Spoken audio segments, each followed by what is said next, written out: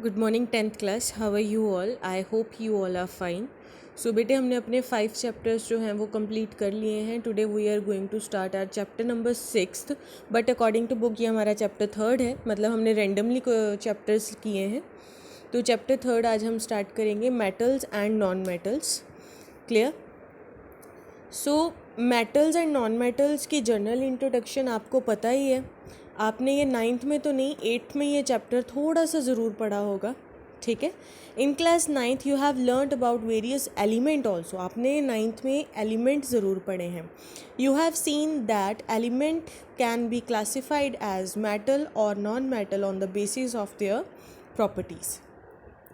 इस पूरे चैप्टर में हम अपने मेटल्स और नॉन मेटल्स की प्रॉपर्टीज़, चाहे वो फिज़िकल प्रॉपर्टीज़ हो या केमिकल प्रॉपर्टीज़ हो, वो जो प्रॉपर्टीज़ हैं वो हम पढ़ेंगे. Think of some uses of metals and non metals in your daily life. What properties did you think of while categorising elements as metal और नॉन मेटल. मतलब वो प्रॉपर्टीज़ हम पढ़ेंगे जिससे हम ये पता लग सके ये मेटल्स हैं और ये नॉन मेटल्स हैं. So just come to the point. First of all, physical properties, metals. अभी हम मेटल्स की बात करेंगे. The easiest way to start grouping substances is by comparing their physical properties. किसी भी चीज़ को अगर हमें अलग अलग ग्रुप में बांटना है तो सिंपल सी बात है, उसकी फ़िज़िकल प्रॉपर्टीज़ को हम अलग अलग तरह से बांट देते हैं. जैसे हम प्लांट्स की कैटेगरी ले लेते हैं. ठीक है. प्लांट्स, हमारे पास बहुत सारे प्लांट्स हैं. ठीक है. प्लांट्स को फिर हम ट्रीज़ में अलग कर देते हैं, क्रीपर्स में अलग करते हैं, क्लाइंबर्स में अलग कर देते हैं, हर्ब्स अलग हो जाती है, शर्ब्स अलग हो जाते हैं. फिर शर्ब्स में भी बहुत सारी कैटेगरीज आती हैं, हर्ब्स में बहुत सारी कैटेगरीज आती हैं. ठीक है ना. तो किसी भी चीज़ को अगर हमें अलग करना है, ग्रुपिंग करना है, तो उसके फिज़िकल कि वो दिखता कैसा है. ठीक है. फिज़िकल प्रॉपर्टीज़ यही होती हैं जो हम देख सकें और जिसको हम टच कर सकें. और केमिकल प्रॉपर्टीज़ इंटरनल प्रॉपर्टीज़ होती हैं. ठीक है बेटे. So the easiest way to start grouping substances is by comparing their physical properties. Let us study with the help of following activities. By performing activity 3.1 to 3.6, ये just आप read करोगे. आपको ये मेटल्स की कैटेगरी जस्ट आपको अलग अलग करने का एक तरीका बताया हुआ है उन्होंने. ओके. सो हम स्टार्ट करेंगे ये एक्टिविटी 3.4 के बॉटम से.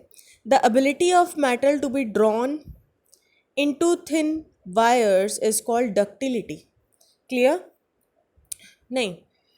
मेटल्स के 3.1 में लास्ट में एक लाइन दी हुई है, metals in their pure state have a shining surface. This property is called metallic lustre. Metals को पहचानने की सबसे पहली जो चीज़ है वो कौन सी होती है कि मेटल्स जो हैं बेटे वो शाइनी सरफेस के होते हैं, वो उनमें अपनी ही चमक होती है जिसे हम मेटेलिक लस्टर बोलेंगे. ठीक है. गोल्ड अपने हिसाब से चमकता है, येलोइश कलर का.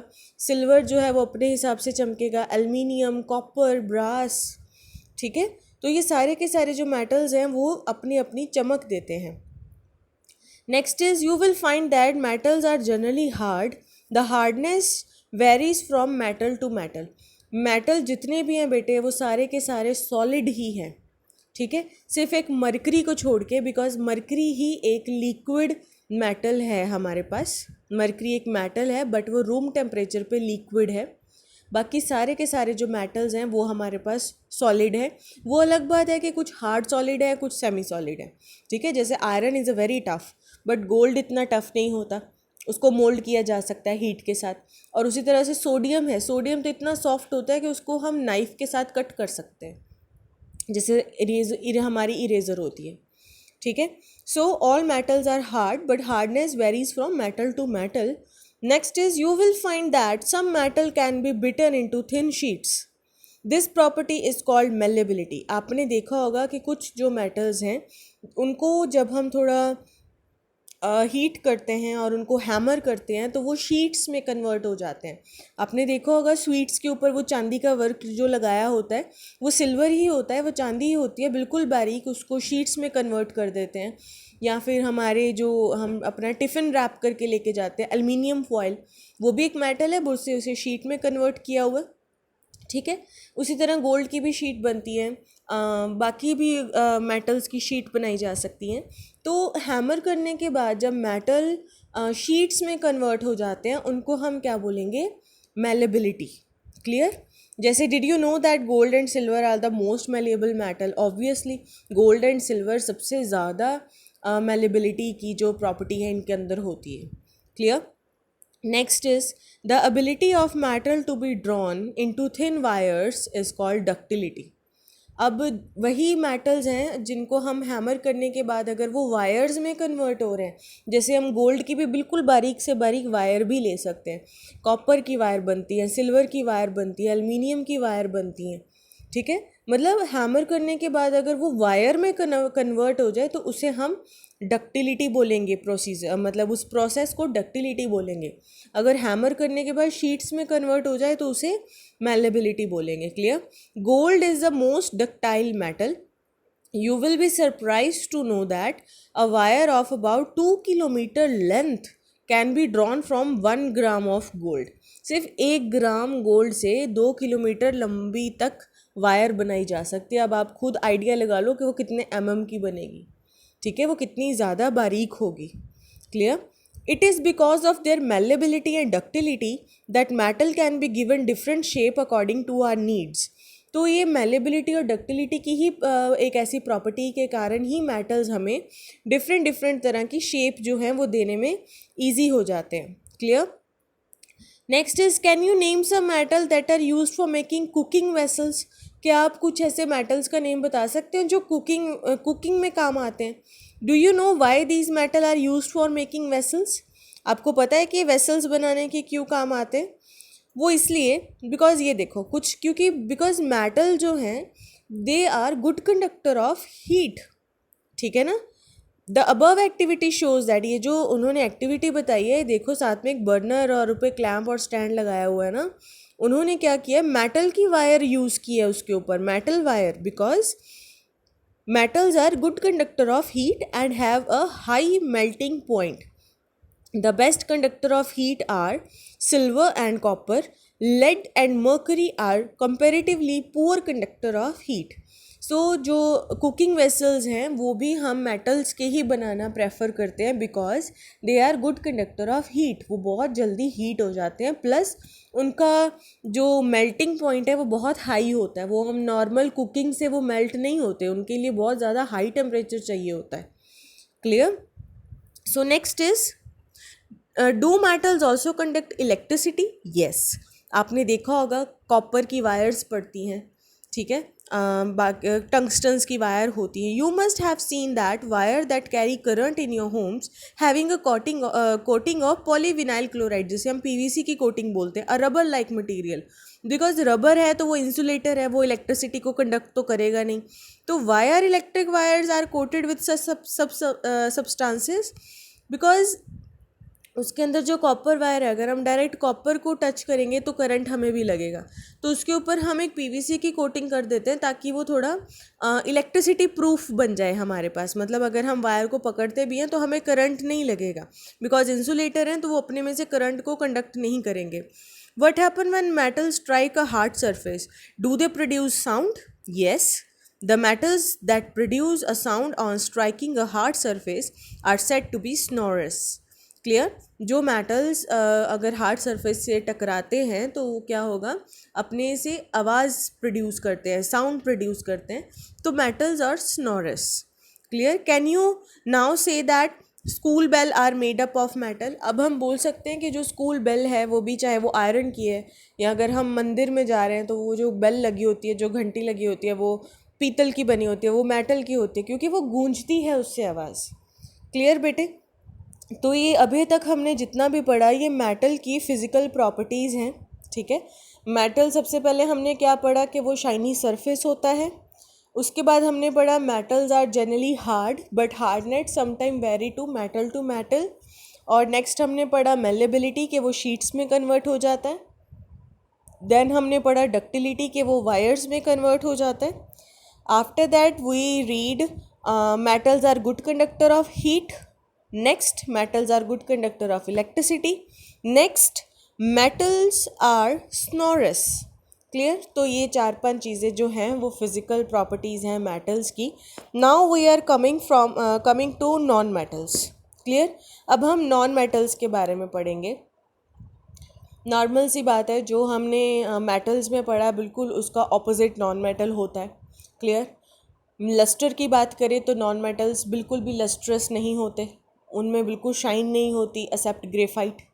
ठीक है। और उसके बाद मेलेबिलिटी और डक्टिलिटी, मेटल नॉन मेटल्स या तो गैसेस होती हैं या वो लिक्विड होते हैं। नॉन मेटल्स में सॉलिड कोई होता नहीं है खास। ठीक है।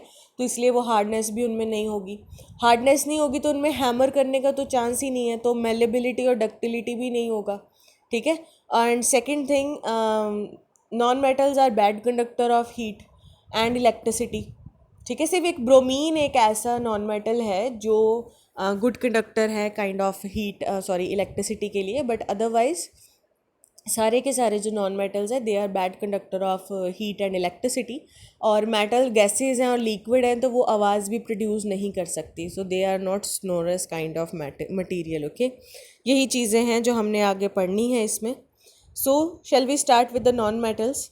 In the previous class, we have learned that there are very few non-metal as compared to metals. Some of the example of non-metals are carbon, sulfur, iodine, oxygen, hydrogen, etc. The non-metal are either solid or gases except bromine, जैसे मैंने आपको पहले ही बता दिया, which is liquid in state. So, do non-metal also have physical properties similar to that of metal? No. Metals और non metals they are completely different from each other. वो बिल्कुल भी एक दूसरे से अपनी प्रॉपर्टी जो हैं वो सिमिलर नहीं करते हैं। Clear. So first is all metal except mercury exist as solid at room temperature. अब मेटल्स में सिर्फ एक मर्करी लिक्विड है, ठीक है, और नॉन मेटल्स में सिर्फ एक ब्रोमीन है जो good conductor of heat and electricity है। You have observed that metals have high melting points, but gallium and cesium have very low melting point. These two metals will melt if you keep them on your palm. ठीक है ना। Next is iodine is a non metal but it is a lustrous. सिर्फ एक iodine ऐसा है जो lustrous है। ये जो प्रॉपर्टी इन्होंने 4 पॉइंट्स बताए ना, ये दोनों में कुछ कुछ सिमिलैरिटी बता रहे हैं जो एक्सेप्शनल केसेस में है। ठीक है ना। तो जैसे फर्स्ट में उन्होंने मर्करी बताया कि वो एक mercury exists as solid at room temperature. You have observed that metal have high melting point, but gallium and cesium have very low melting point. So these two metal will melt, keep them on your palm. वो अपनी हथेली पे रखने से ही क्या है, वो low melting point है, वो पिघल जाएंगे। आयोडीन एक नॉन मेटल है, उसमें पर थोड़ी सी शाइन होती है। Carbon is a non metal that can exist in different forms. Carbon एक नॉन मेटल है ऐसा जो कि काफ़ी डिफरेंट फॉर्म में होता है। Each form is called an allotrope. Carbon के अगर वो बेटे एक से ज़्यादा फॉर्म में कोई चीज़ एग्जिस्ट कर रही है ना, तो इस प्रॉपर्टी को हम एलोट्रॉपी बोलते हैं। और वो कौन कौन सी फॉर्म्स में कन्वर्ट हो रहा है, वो फॉर्म्स को हम जनरली एलोट्रॉप्स बोलेंगे। Clear. Diamond and allotrope of carbon is the hardest natural substance known and has a very high melting and boiling point.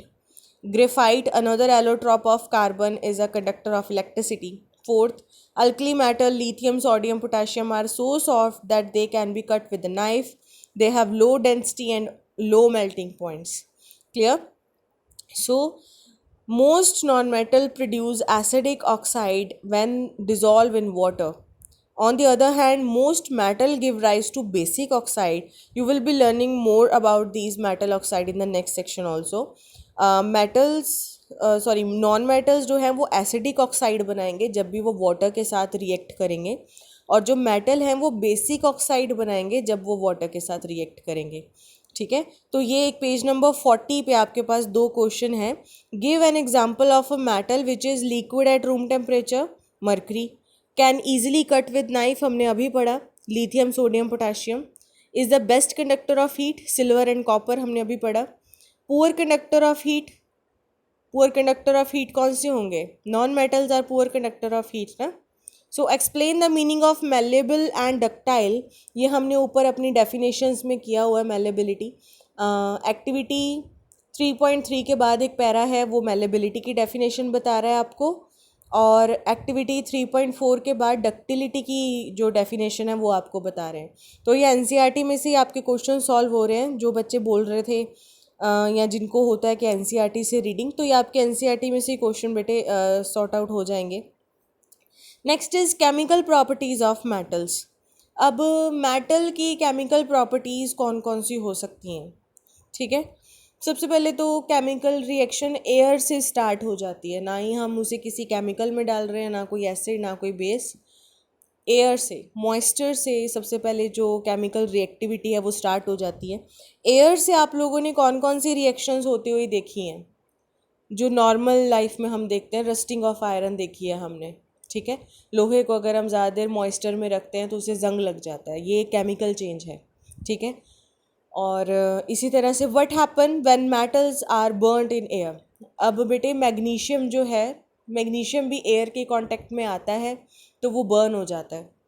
Sodium है, हाईली रिएक्टिव मेटल है, तो उसे हम कैरोसिन ऑयल में रखते हैं ताकि वो एयर के कांटेक्ट में ना आए, क्योंकि एयर के कांटेक्ट में आएगा तो ऑक्सीजन उसके साथ रिएक्ट कर जाएगी तो वो बर्न कर देगा, ठीक है, वो ब्लास्ट हो सकता है। इसीलिए उसे ऑयल की कोटिंग में रखते हैं ताकि ऑयल और जो वाटर मॉइस्चर है वो रिपेल करते हैं एक दूसरे को, इस वजह से उसको ऑयल में रखा जाता है, कैरोसिन ऑयल में। क्लियर। सो ये हमारे पास कुछ नीचे 3.9 के बाद कुछ रिएक्शंस हैं। Almost all metal combine with oxygen to form metal oxide. काफ़ी सारे जो मेटल्स हैं वो जब भी ऑक्सीजन के साथ ट्रीट करते हैं तो वो मेटल ऑक्साइड बनाते हैं। Metal plus oxygen metal oxide ही बनेगा।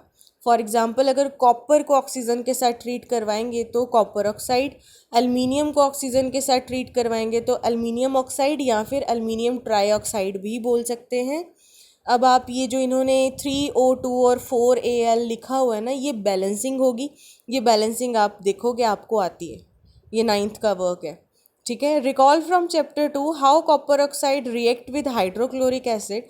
अच्छा एक बात और है, चैप्टर 2 हम आगे करेंगे बट उसमें से मैं आपको एक सिंपल सी बात बताना चाह रही थी कि मेटल ऑक्साइड जो होते हैं वो बेसिक होते हैं नेचर में, ठीक है। मेटल ऑक्साइड जो भी होंगे वो बेसिक होंगे नेचर में।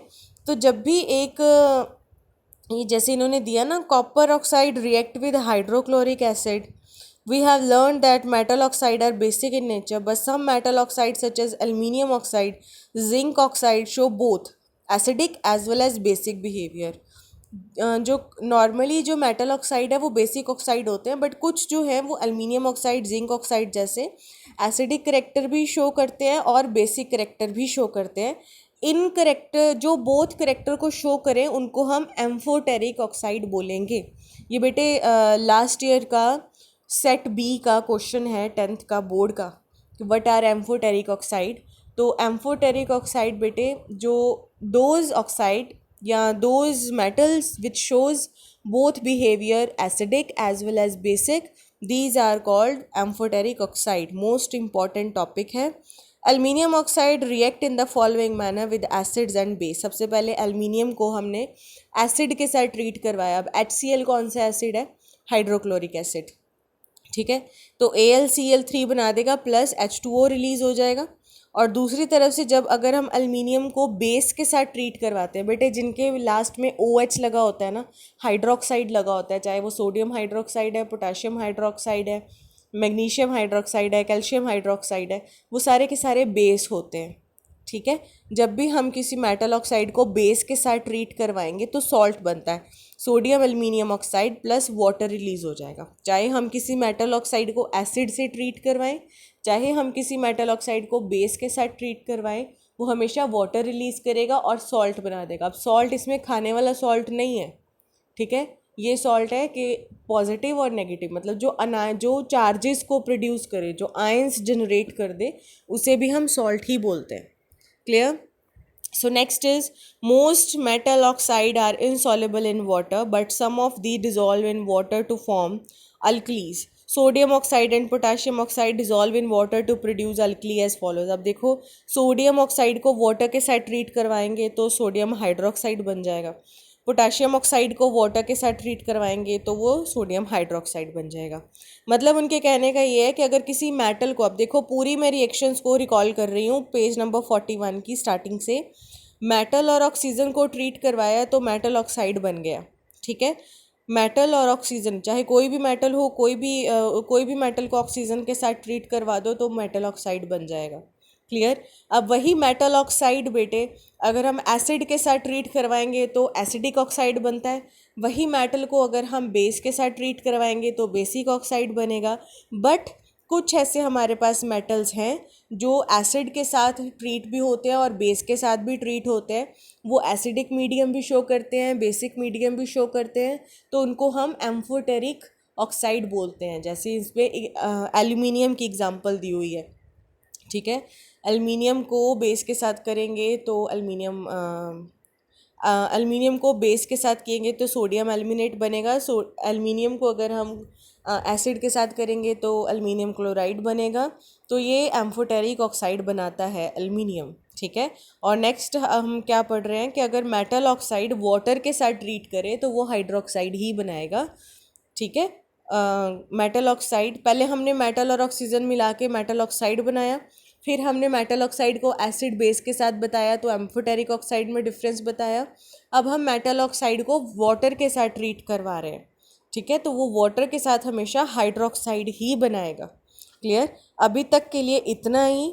नेक्स्ट टॉपिक मैं आपको what happen when metal react with water के साथ करूँगी। अभी तो हमने what happen metal are burned in air, अब एयर में ऑक्सीजन भी है, एयर में अब वाटर भी है, मॉइस्चर और ऑक्सीजन दोनों से हमने रिएक्ट करके बता दिया। तो इतना आपको यहाँ तक कंफर्म होना चाहिए। अगर कोई प्रॉब्लम आती है तो प्लीज़ पूछ लो साथ के साथ ही। और ये जो मैंने पेज नंबर 40 पे जो आंसर मैंने बोले हैं वीडियो में, जस्ट आप अपने नोट्स बनाने शुरू करो इस चैप्टर के और मुझे अपना होमवर्क भी सेंड करो, ओके।